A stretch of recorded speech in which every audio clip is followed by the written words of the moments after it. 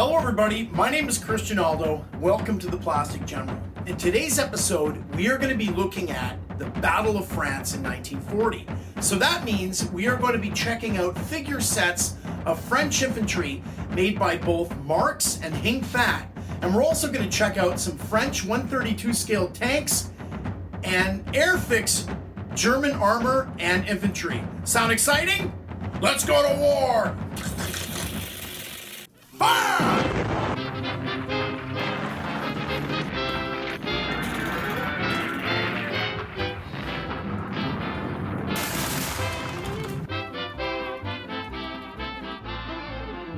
Okay, so the first set we're going to look at today is of 6 poses made by Marx. And these figures were made back in the mid-60s.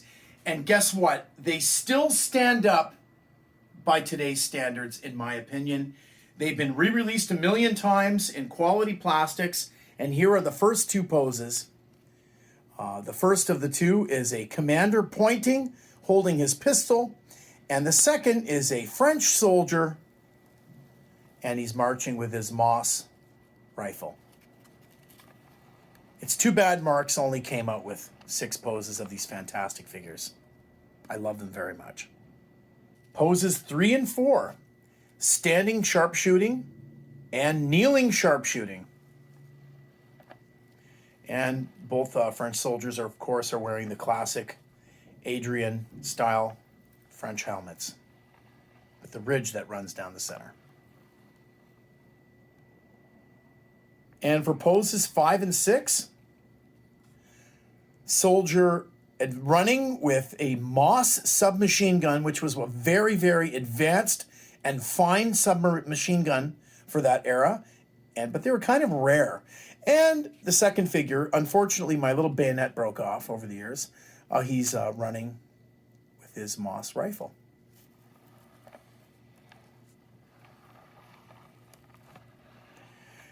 The set, okay, so here they are, all 6 poses of World War II French infantry made by Marx in 132 scale, and they're fantastic. I highly recommend them. It would be nice if somebody would reissue them in like a stiffer plastic so I could make conversions of them, because they deserve to be converted. But these will have to do for now. So for this next set, it was created by a Chinese company called Hing-Fat. Now, we've all heard about Hing-Fat, and their quality varies. And I've covered them here before on this show. And for a serious collector who really likes realistic proportions and stuff, Hing-Fat may be a problem. But because this French set was so needed, I wasn't going to not obtain them. What I was going to do is when they arrived, I was going to fix them so that they're awesome. And now they are pretty damn good and of standard. Here we go. The first 2 figures in this 132 scale 12 pose set is a commander, kind of like a goofy wooden pose. And we seem to have this trumpet blower, this trumpeter. It's funny, a lot of the attitude of this set is sort of more, it looks like it's inspired by World War I, even though it's a World War II set. I think the sculptor needed to do their homework a little bit better. Poses 3 and 4. You seem to have some sort of commander waving his troops to go on the charge, and you have another guy running with his Moss rifle. Again, looks kind of World War I-ish. Poses 5 and 6. Prone, firing bipod heavy machine gun, and advancing, taking a bullet. This guy's being shot, and his death will be immortalized in plastic. This is proof that it's a World War II set. That's I believe that's a Moss heavy machine gun. Poses 6 and 7. Standing sharpshooting rifle and firing submachine gun from waist. 2 very useful firing poses. Okay, here's pose 9 and 10. Now this is a very important footnote that I must identify. Of course we have a guy stabbing downwards with his rifle and bayonet. And on the pose on the right, I want you to know that most of the submachine gun or rifle poses, Hing-Fat has a really bad habit of making these toy soldiers a little bit more for kids. So if you very carefully trim the weapons down to make them more of an acceptable scale, they won't be so bad, and you can just suspend your sense of disbelief. Because for the next few figures I'm going to show you, I had to do major operations on these figures to make them passable. This brings us to pose 11. The figure is holding on to a stick grenade, getting ready to throw it.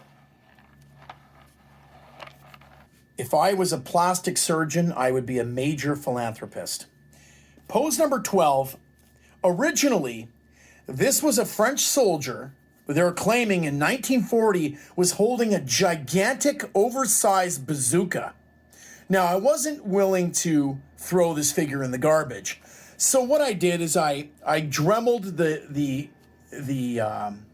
bazooka, which probably was at least this big or bigger, completely away, cut off the figure's arm, and glued this arm on, affixed that arm on there, and then from an Airfix set, there was a spare mortar, and I decided to make him into a mortar man, and then of course I had a spare mortar from an old Britain set. So now he's actually quite a useful and good-looking mortar figure. So there you have it. All 12 poses by Hing-Fat 132. It's a great set. I would definitely recommend them, but you're definitely going to have to put a little bit of love into them, trim them down, and paint them, and they'll go nicely with the Marx figures. So the first of the tanks is a French Char-B bis, and I had it produced by my favorite 3D printer, and she's on eBay, and she goes by 3D Printer Check, and she did this tank up for me in 132 scale. It's quite nice, especially if you paint it up and the turret comes off, and it's got some nice details. And it will run you about $70, $75 maybe. And you can see it in scale. You can see it's true 132 scale, and it's definitely worth it.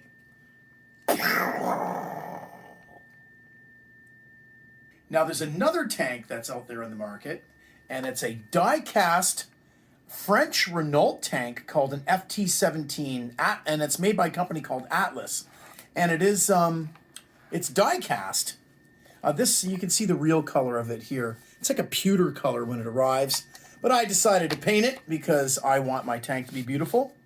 And it's got a movable turret, which I love. And here's a French soldier running alongside of it. Another guy marching behind the tank. And that's how small the tank really was. It's a 132 scale tank, and I think it's wonderful. You can find them. They pop up on eBay every now and then. And I think you can get them for relatively cheap. Let's say $50. So the next set we're going to introduce is the Germans. And in the mid-60s, Airfix came out with a set of German infantry, and they're wearing uniforms that would be good for the periods from 1939 to 1942. And this is an 8-post set of 132 scale World War II German infantry.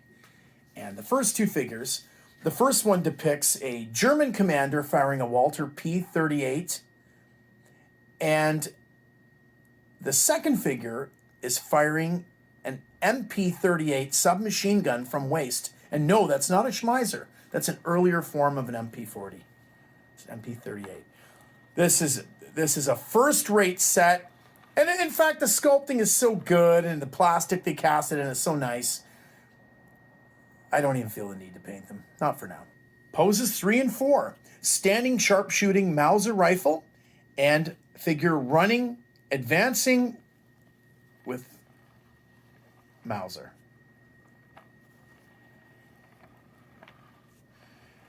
Figures 5 and 6.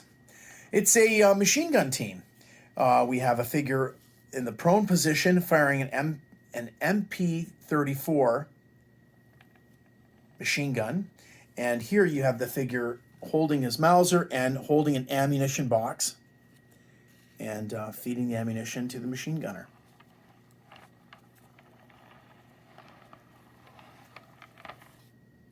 Last but not least, poses 7 and 8, kneeling sharpshooting and standing throwing potato masher grenade with his rifle strapped on his back. These are, here they are, and they're full glory. This is one of the finest World War II German sets ever made, and it still stands up by today's standards. They're very much available by Airfix, and they've been reissued to this very day. They're a definite must for anybody's World War II collection. And last but not least, this is the Airfix 132 scale early war Panzer IV. This is the kind of Panzer IV that would have went into Poland or France. You can tell that because the tank back then didn't even have the stowage compartment at the back, let alone the skirts of the long barrel. And here's a figure running alongside the tank to give you perspective of scale. It's still reissued every now and then, but a lot of people think of this particular Airfix tank as being obsolete, but it's not, because this is the only one that's out there that depicts this early version, this very earliest version of a Panzer IV. All this information, I know Plastic General, he's trying to educate me, but all the things he needs to know about toy soldiers, let's throw the education away and let's get into watching the battle. It's playtime!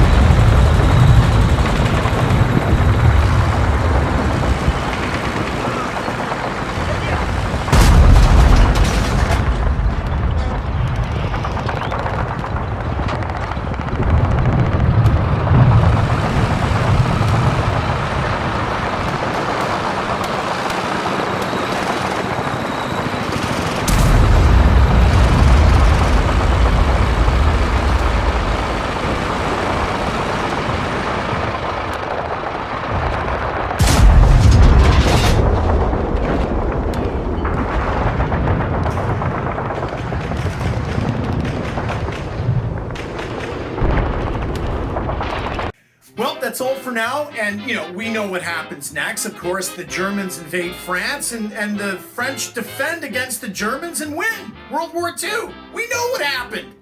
Anyway, if you want more of what we gave you today, the Plastic General will abide. But I'll only abide if you hit subscribe so that you can be part of our little group and keep us alive and keep us going. And then hit the little bell so you can be notified about future episodes. And hit like, because I know you like 132 scale World War II toy soldiers.